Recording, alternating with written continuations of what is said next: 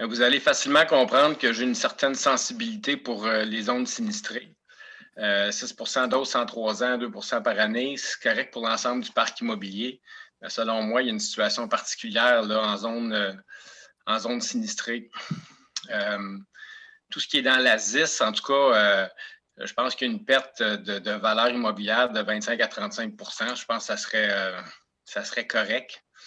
En 2020, le marché a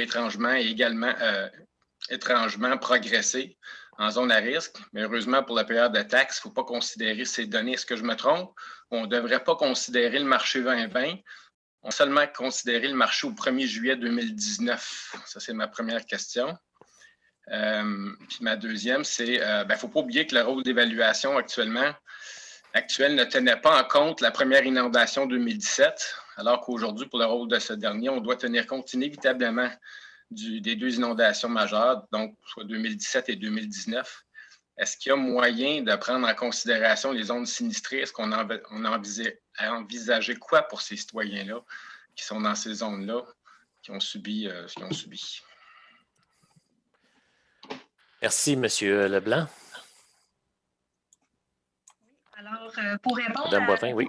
Oui, pour répondre à vos questions, effectivement, le rôle d'évaluation considère le marché qui était en vigueur en 2019.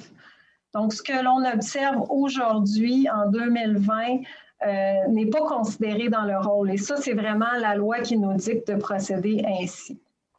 Donc, on ne peut pas faire autrement. Pour ce qui est des propriétés qui sont dans la zone inondable, sachez qu'on a étudié les réactions du marché immobilier par rapport à ces propriétés-là. D'abord, on les a identifiées. Deuxièmement, on a regardé si le marché immobilier, donc l'offre, la demande, le niveau des prix, réagissait à cela.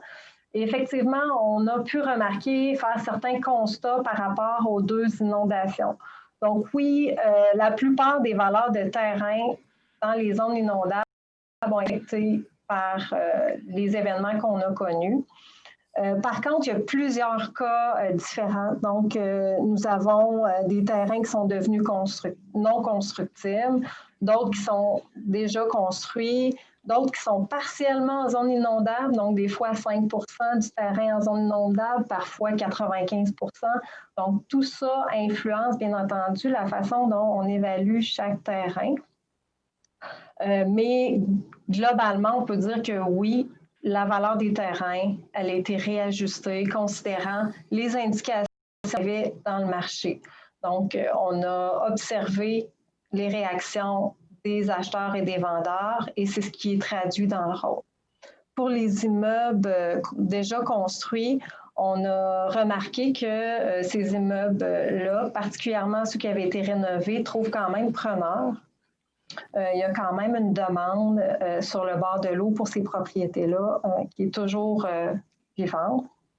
Ensuite, pour les bâtiments qui ont été endommagés en cours de rôle, on a agi, on n'a pas attendu au dépôt de rôle, donc on les a baissés en fonction des dommages qu'il y avait eu au bâtiment, des dommages qui ont été déclarés par les propriétaires. Et du moment que les rénovations sont faites, par contre, la valeur est rehaussée. Ça, c'est pour le bâtiment. Donc, les terrains ont été réajustés et les bâtiments également s'il y avait des dommages. OK. Vous me permettrez juste un élément complémentaire, puis je vous retourne tout de suite le micro, M. Leblanc. Donc, Mme Boivin, lorsqu'on parle de zones inondables, là, on pourrait penser aussi dans des zones où est-ce que les gens sont affectés par les nouveaux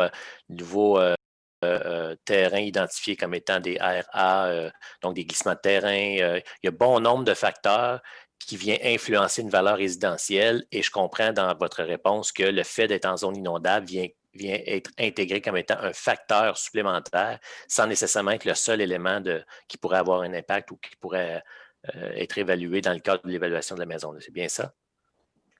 Effectivement, quand on évalue la propriété, on considère tous les facteurs qui peuvent améliorer ou influencer à la baisse la valeur de la propriété. Excellent, merci. Monsieur Leblanc.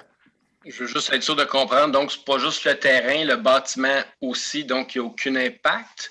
Parce que là, on sait que si on recule au 1er juillet 2019, là, on n'aurait pas vécu la hausse qu'on a vécue en 2020. Donc, vous l'avez pris en considération? On a étudié les ventes qui se sont produites en 2019 et c'est à partir de ces transactions-là qu'on établit les valeurs. Donc, nous, on constate objectivement la réaction du marché, on traduit ensuite en la valeur. Il ne faut pas oublier que la valeur, là, c'est le prix probable qu'on estime de la propriété.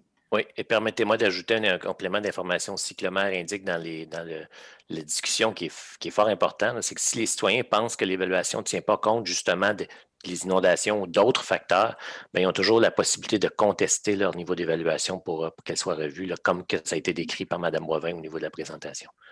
C'est ce que je voulais essayer d'éviter, qu'on ait l'ensemble des gens qui sont dans des ZIS ou dans la ZIS ou dans les zones sinistrées qui se mettent à contester l'évaluation. J'imagine que ça devrait être pire qu'au dernier rôle, là, si on considère ça. Là. C'est pour ça que je voulais qu'on essaie de répondre aux questions le plus possible pour justement spécifiquement s'adresser à ces citoyens-là. Je comprends. Pour éviter d'avoir des tribunaux pleins. Je veux juste être prudent, par exemple, sur cibler des citoyens spécifiques, parce que, comme je vous dis, moi, dans mon district, j'ai beaucoup de gens au niveau qui sont sur des terrains, qui sont assujettis à des glissements de terrain maintenant, qui ont eu un impact sur les valeurs. Donc, tout ça pour dire que, globalement, si les citoyens, peu importe la zone, sont insatisfaits nécessairement ou ne pensent pas que l'évaluation reflète la réalité, ils ont des outils pour être capables de contester ces évaluations-là. Puis, on les a décrits lors de la présentation. Autre commentaire, M. Leblanc, ça va? Non, c'est bon. Merci beaucoup.